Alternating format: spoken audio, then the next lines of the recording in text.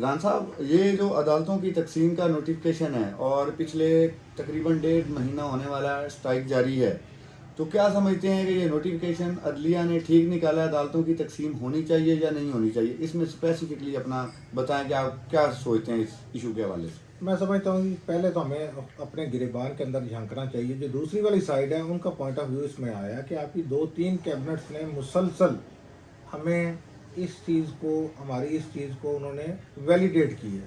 کچھ لوگوں نے لکھ کے بھی دیا کہ آپ اس کو تقسیم کر دیں. اب جہاں تک آپ نے بات کی ہے کہ اس کو ہونا چاہیے یا نہیں ہونا چاہیے، اس میں معذرت کے ساتھ کچھ لوگوں نے، آپ نام لینا پسند کریں گے، وہ کچھ لوگ کون ہیں جنہوں نے لکھ کے دیا ہے؟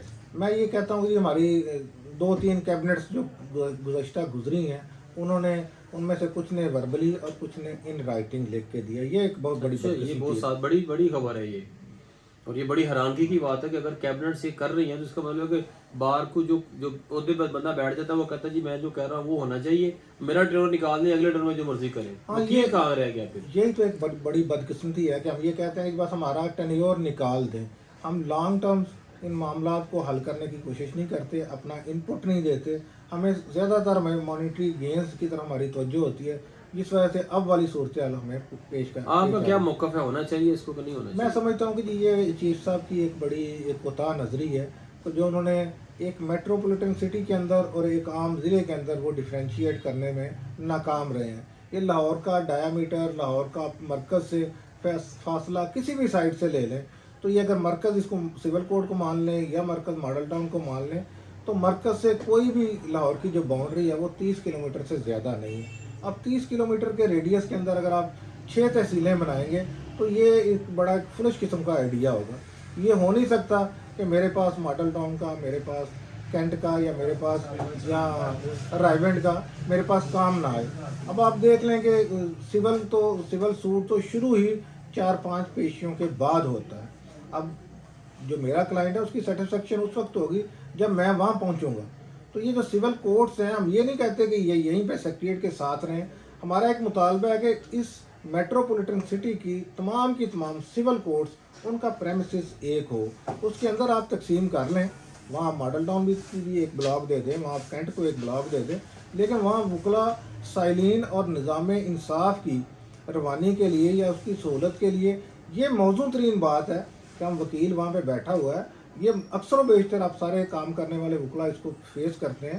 آپ 2 دفعہ 3 دفعہ کسی حکم امتناعی پہ بحث کر کے آتے ہیں، بعد میں آپ اپنے منشی کو بھجواتے ہیں کہ جا کے آرڈر کی کاپی بنواؤ، اور منشی جا کے کہتا ہے کہ جی جج صاحب کہہ رہے ہیں کہ جی وکیل صاحب کو دوبارہ بلائیں، وہ دوبارہ ہمیں اسسٹ کرے. اب اگر آپ یہی سارا کام، یہ ساری بحث ماڈل ٹاؤن کر کے آئے ہیں، رائیونڈ کر کے آئے ہیں، اور یہاں آپ بیٹھ کے اپنے گھر بیٹھے ہوئے ہیں، کینٹ بیٹھے ہوئے ہیں یا سول کورٹ بیٹھے ہیں، تو آپ کو دوبارہ سے جانا پڑے، تو میں سمجھتا ہوں یہ سائل کے لیے بھی ایک بہت بڑی زیادتی ہوگی.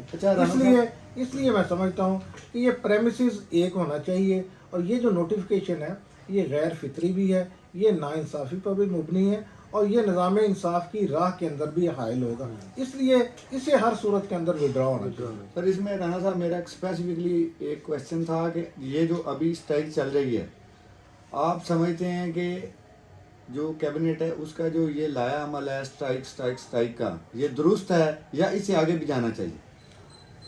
یہ جی جو ہڑتال ہے، جو مذاکرات ہیں، یہ سارے کے سارے اپنے مطالبات کو منوانے کے جمہوری اور پرامن ذرائع ہیں. جہاں ہم ڈبل گریجویٹس وکلا سے یہ توقع کی جاتی ہے کہ ہم اپنا مقدمہ زیادہ مہذبانہ انداز میں پیش کریں گے، وہاں بینچ جس میں کہ ہم سے زیادہ میں سمجھتا ہوں تجربہ کار لوگ گئے ہوتے ہیں، ان کا بھی یہ فرض ہے کہ وہ بار کی نبض کو بھی سمجھیں اور اس مسئلے کی حساسیت کو بھی انصاف کی بنیاد کے اوپر انصاف کے میزان میں ڈالیں.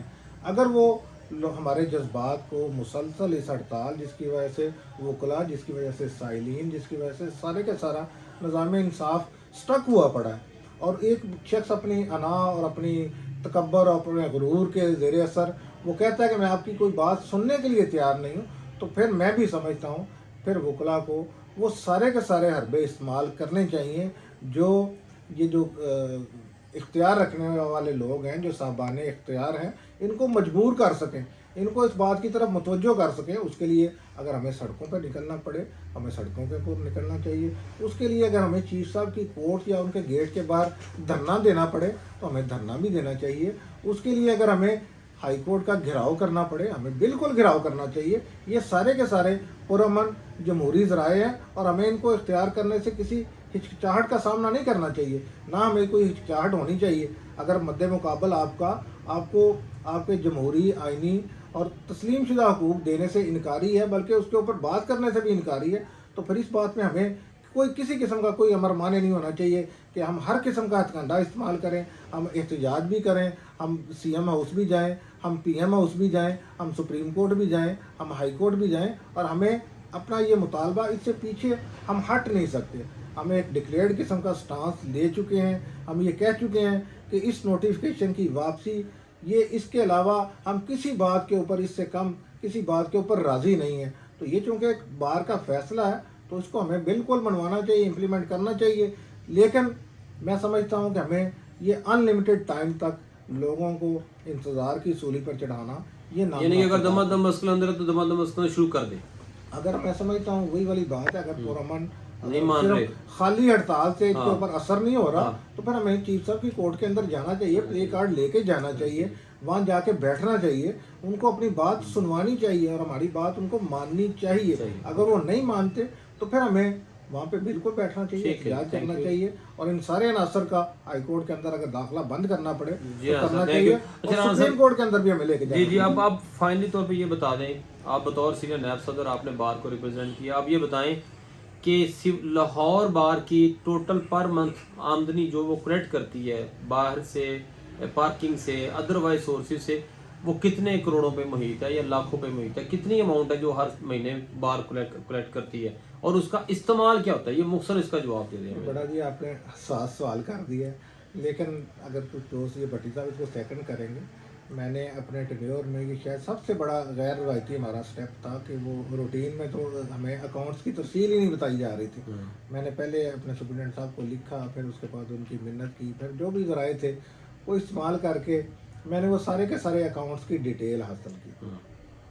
तो उस वक्त जब ये हमारा मुल्क इक़्तिसादी तौर पर भी मुश्किलात का शिकार था कोरोना की वजह से, हमारे ठेके भी मुतासर थे, अदालतें भी बंद थी, तो तब उस वक्त की कैलकुलेशन के मुताबिक बार की टोटल आमदनी 8 करोड़ रुपया थी per month, per year 8 crore रुपया थी जी। ओके। और उसके अंदर ये सारे के सारे ठेके शामिल थे, उसके अंदर ये 2000 आप कह रहे हैं 2020 की बात कर 2020 में 8 करोड़ सालाना बार की इनकम थी जो बार के अकाउंट में आती है बगैर किसी गवर्नमेंट की मदद के, कोरोना के दिनों में ये हमने वो 50% लगाई थी उस वक्त, ठीक क्योंकि है। कोरोना में वो ठेकेदार साहब कह रहे थे जी ज़ाहिर है अदालतें बंद हैं, तो इसका मतलब ये है कि ये फिर अगर हम इसको एक्सपोजिशन में जाएं तो ये फिर अबाउट कोई 15 करोड़ के लगभग पर मंथ इनकम है। अब तो आप ये कह लें कि जी उसको तो गुजरे हुए भी 4 साल हो गए हैं। उसके बाद फिर हमने पहले 2 लाइनें लगती थी यहाँ सिविल मस्जिद ब्लॉक और सीनियर सिविल जज ब्लॉक में, अब तो मेरे ख्याल में माशाल्लाह से 3-3 4-4 लाइनें कर दी हैं। ठीक है। ऐसे ही लोअर माल का भी हमने बहुत सारा कब्जा कर लिया, जिस वजह से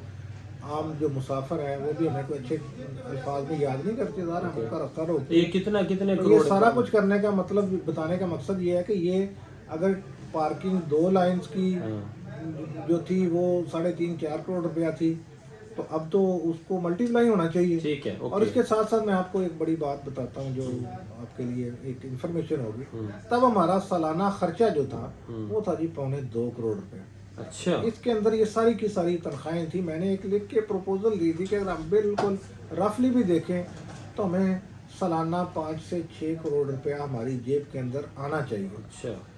उससे हम एक बेहतरीन किस्म का हर साल एक बड़ा कम्प्लेक्स बना सकते हैं। और मैंने तो एक बड़ी वो प्रैक्टिकल प्रपोजल दी थी कि हमारे बहुत सारे लोग ऐसे हैं, तो वो फिर वो जो आपके जो 5-6 यानी अगर 2 करोड़ भी हमारा साल का खर्चा हो उसको निकाल दें तो इस वक्त हम उस खर्चे को भी चले 4 करोड़ कर लेते हैं, तो फिर भी 10 से 12 करोड़ बार का बचता है। तो वो फिर आंसर पैसे जाते किधर हैं? उनको पैसों कहाँ गायब हो जाते हैं? वो ये जी जो कैबिनेट्स होती हैं ना जी, इसके अंदर कोई पर्दे वाली बात नहीं, ज़ाहिर है इसके सारे व्यूअर्स हम अपने वकला ही हैं। कैबिनेट की जो इनकम होती है ना, अगर तो वो अल्लाह के ऊपर तवक्कल रखे तो कैबिनेट को तो आप समझें कि ऐसे केसेस आते हैं इस जो आम बंदा शायद साल में भी उन केसेस की शक्ल नहीं देखता, जो कैबिनेट के आम मेंबर को 1 हफ्ते में 1 महीने में आ जाता है। ओके, ठीक है। तो बार का ये इन पैसों का क्या होता है? बार जो है ना, बार की जो क़यादत बड़े अरसे तक ये आप कह लें 1-1.5 दहाई से पहले तक, हाँ। वो जो बाहर के पैसे होते थे ना, ये जो मुख्तलिफ टैक्सेस हाँ। की मद में आते थे, हाँ। ठेकों की मद में, इसको हराम मुतलक समझते थे। ओके। वो कहते थे ठीक है, हमने जो आमदनी है, हमें जो पैसे हमने केसेस के अंदर ऊपर नीचे करें, हम जजेस को उनको रिक्वेस्ट करें या दूसरे ज़राए इस्तेमाल करके अपने केसेस फैसला करवाएं, ये हमारे लिए जायज़ है। लेकिन ये जो बाहर का पैसा है, ठेकों का पैसा है, ये हमारे लिए बिल्कुल ऐसा है नो गो एरिया। बिल्कुल सही लेकिन बात। फिर वक्त गुजरने के साथ साथ हवस के ज़ेरे असर हमारी वैल्यूज़ इतनी वो नीचे चली गई कि अब हमारी लड़ाइयाँ होती थी। सबसे पहले लड़ाई इस बात पे होती है कि फलां ठेका कौन सा सेक्रेटरी लेगा, अच्छा, फलां ठेका ओह, कौन सा नायब सदर लेगा। तो मैं समझता हूँ कि ये एक बेबरकती की इब्तदा है। हाँ। जहाँ आपकी कलेक्शन 100 रुपया होनी है, जब मैं चाहूँगा कि मैं वहाँ जाके अपना हाथ मारूँ, दूसरा कोई दोस्त जाएगा वो अपना हाथ मारेगा, तो वो बेबरकती के ज़ेरे असर वो पहले 50% पे चले अच्छा जाएगा। राना साहब, एक बात बताएं, अब फिर बात करते हैं। हम क्या ऐलान करते हैं कि हम सब मिलके इस सारी इनकम को ओपन करवाने की कोशिश करेंगे और उसके बाद इसका ओपन ऑडिट हर साल होना चाहिए। क्या आप इससे एग्री करते हैं इस बात से? ये तो खैर एक बिल्कुल कोई ऐसी बात है जिससे कोई भी बंदा डिसएग्री नहीं कर सकता, लेकिन यहाँ पे भी ना एक बहुत बड़े मसाइल हैं। जो ठेकेदार है, आप उसको ओपन ऑक्शन करवा लें, आप उसके अंदर 10 बंदे बिठा लें, जब आपकी कैबिनेट के अहदेदार जो आम बाहर से बंदा आए उसको प्राइवेटली धमकी लगा दें कि भाई अगर तू आया तो तेरी ये सारी की सारी जो अर्नेस्ट मनी है ये तू पहले जमा करवा रहा है, तो ये भी मारी जाएगी और हम तुझे ये ठेका नहीं लेने देंगे। अच्छा। तो बेचारा वो कैसे आएगा? वकला से तो लोग थोड़ा सा खौफ भी होते हैं। तो इसलिए इसको एक मुस्तकिल बुनियादों पर कोई ऐसी अपोजिशन हो जो इन सारी चीज़ों को चेक करे। ओके। हमने कोशिश की कि पर मंथ ओके। आपके जितने एक्सपेंसेस हैं आपको उसको डिस्प्ले करना चाहिए। हमारा एक ऑडिटर Display होता होना है, चाहिए, auditor होना लेकिन उस चाहिए। ऑडिटर का बेचारे का काम काम कोई नहीं है। ऑडिट के अलावा वो हर काम करता है, लेकिन वो ऑडिट नहीं करता। चलिए जी, अल्लाह ताला बेहतर फरमाए। ये बार के लिए एक मैसेज है बड़ा अहम कि ये बार के पास इतने वसाइल हैं कि वो ना सिर्फ कि अपने अखराजात को बेयर कर सकती है, बल्कि इससे कोई ना कोई बेहतरी के लिए प्रैक्टिकल फाइनेंशियल वेलफेयर बुकलाई कर सकती है। प्रॉब्लम वहाँ आ रही है जहाँ पे राना साहब की बात को बड़ा करते हुए कि आपने अपनी जो प्रैक्टिस का पैसा है उससे को छोड़ दिया है। अब आप कहते हैं कि जो बाहर का एसेट है, जो इनकम है, उसको भी हम जो आपस में डिवाइड कर लें। इसके ऊपर बात होती रहेगी। राना साहब, एक आखिरी बात आपसे अर्ज करना चाह रहा हूँ, आप ये बता दें कि अब वकला के मसाइल का हल क्या है?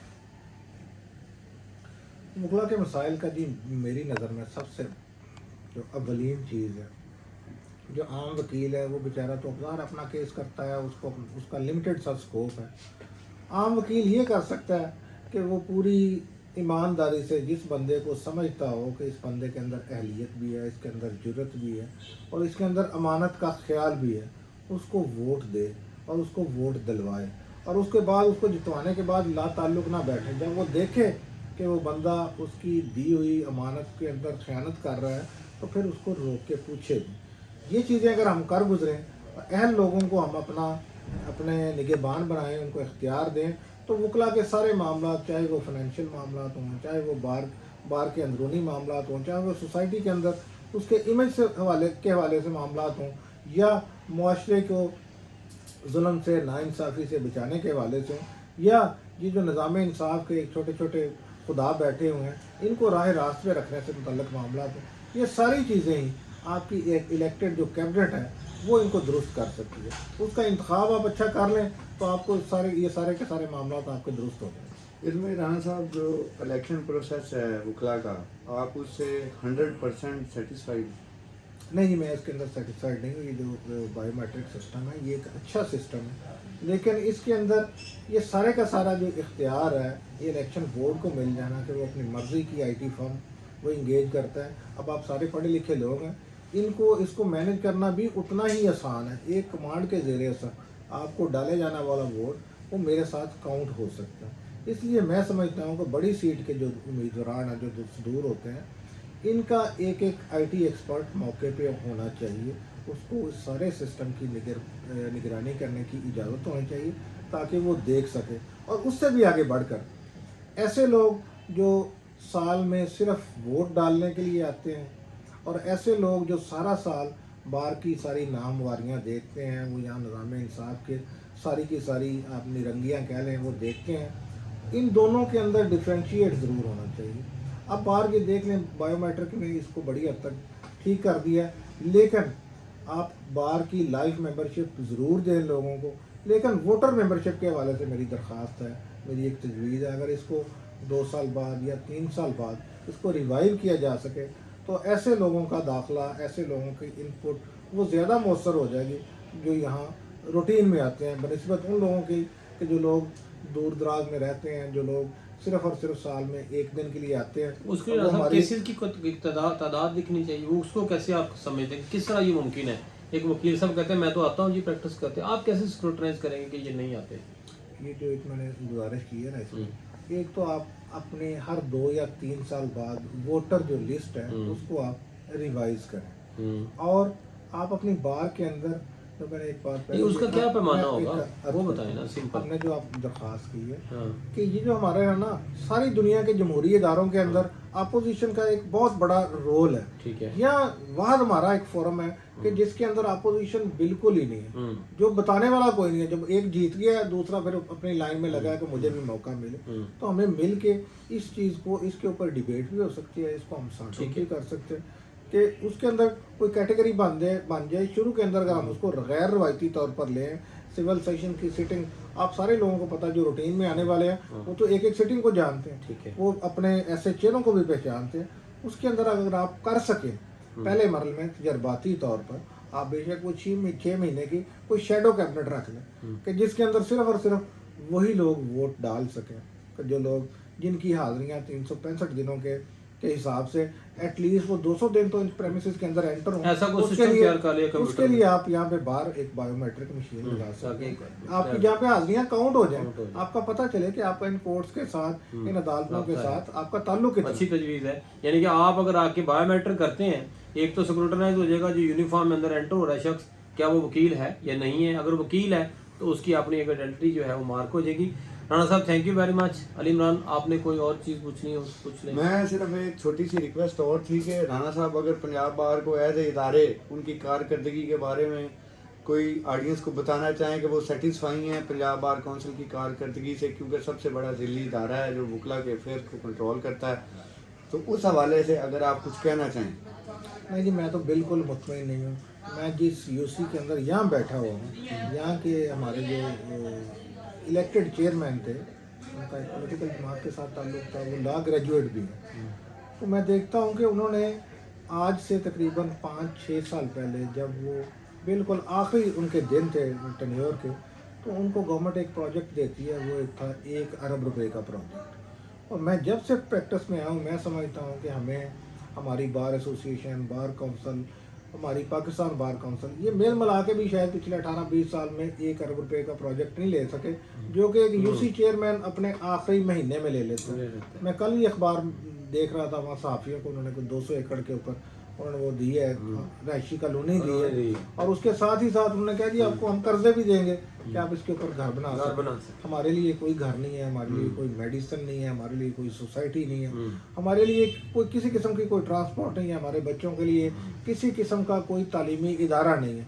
मैं समझता हूँ कि सबसे पहले आपकी एक डिमांड होती है, एक मांग होती है, उसके ऊपर आप लोगों को लेके आते हैं। पंजाब बार काउंसिल जिसके पास हमारा 5 साल का मैंडेट होता है, 5 साल बहुत बड़ा एक टेन्योर होता है, इसके अंदर अगर हमारे ये सारे दोस्त भाई कलेक्टिवली किसी हुकूमत से अपने ज़ाती गेन्स और ज़ाती बेनिफिट्स को एक साइड पे रखते हुए अगर कम्युनिटी के लिए कुछ मांगते तो ये पॉसिबल नहीं है कि हमारे 1.25 लाख 1.5 लाख जो वकला है मुल्क के, ये सारे मेल मिला के एक सोसाइटी ना ले सकें। तो मैं समझता हूँ इनकी कारकर्दगी बड़ी ही काबिल अफसोस है। चलिए राणा साहब थैंक यू वेरी मच। उम्मीद है कि आने वाले वक्त के अंदर आबाद में अपना किरदार अदा करते रहेंगे। डियर फ्रेंड्स, राना मोहम्मद नईम से आप आज की गुफ्तगू हुई हमारी। मैं अगर नटशल निकालूं तो मुझे तो इसके इनकी बात से ये लगता है कि वकला की फ़ाइनेंशियल वेलफेयर इदारों के ज़रिए होनी चाहिए। वकला के जो एज अ कैंडिडेचर मसाइल हैं, वो कैंडिडेचर के ऊपर जो बर्डन हैं उसको कम होना चाहिए, बिलखसूस फाइनेंशियल बर्डन। और अहम बात इसके अंदर एक ये भी आई है कि जो वोटर इस वक्त कैश के ऊपर वोट बेच रहा है उसकी सरकोबी होनी चाहिए, चाहे वो इदारों के ज़रिए हो, चाहे एक MOU कैंडिडेचर के तौर पे हो। और लास्ट बट नॉट लीस्ट, जो हमारा बायोमेट्रिक सिस्टम है, इसको 1 मैन पर्सनैलिटी जो है उसके हैंड में सारा शिफ्ट नहीं होना चाहिए, बल्कि इसके ऊपर एक ایکسپرٹ تمام بڑے کینڈیڈیٹس کو وہاں بٹھانے کی اجازت ہونی چاہیے. میں تجویز کو مزید ایڈ کرتا ہوں کہ بائیو میٹرک کے ساتھ ساتھ جو پرنٹ نکلتا ہے اس کی کاؤنٹ اور ان کی بیلنس کو دیکھنے کی بھی اجازت ہونی چاہیے تاکہ وکلا کے شفاف الیکشن کو یقینی بنایا جا سکے. ہم آپ کے لیے محنت کرتے رہیں گے, قرآن نعیم جیسے دوستوں کو آپ کے سامنے لاتے رہیں گے اور ان کا احتساب کرتے رہیں گے. بہت شکریہ. مجھے علی عمران بھٹی کو اجازت دیجیے. اللہ حافظ. اور چینل سبسکرائب کرنا مت بھولیے. یہ ضروری چیز ہے.